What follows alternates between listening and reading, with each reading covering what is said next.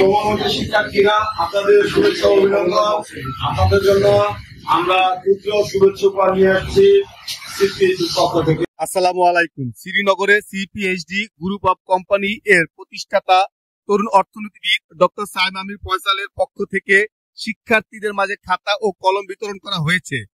Zaker party ছাত্রফ্রন্ট Srinagar উপজেলা শাখার আয়োজনে 9 সেপ্টেম্বর মঙ্গলবার বেলা 12টার দিকে উপজেলার 1 নং শ্রীনগর সরকারি প্রাথমিক বিদ্যালয়ের শিক্ষার্থীদের মাঝে এ খাতা কলম বিতরণ করা হয়। এ সময় উপস্থিত থেকে খাতা ও কলম বিতরণ করেন জাকের পার্টি মুন্সিগঞ্জ জেলা পশ্চিম এর সভাপতি তুষার আহমেদ কুতুব, জাকের পার্টি ছাত্রফ্রন্ট মুন্সিগঞ্জ জেলা পশ্চিমের সাংগঠনিক সম্পাদক মোহাম্মদ তুষার হোসেন।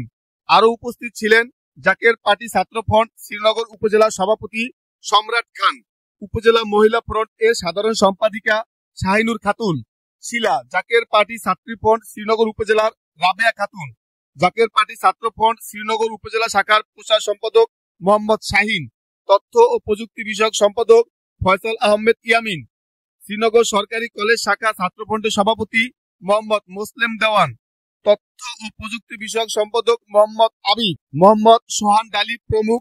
এছাড়াও অত্র বিদ্যালয়ের শিক্ষক শিক্ষিকা শিক্ষার্থীবৃন্দ উপস্থিত ছিলেন।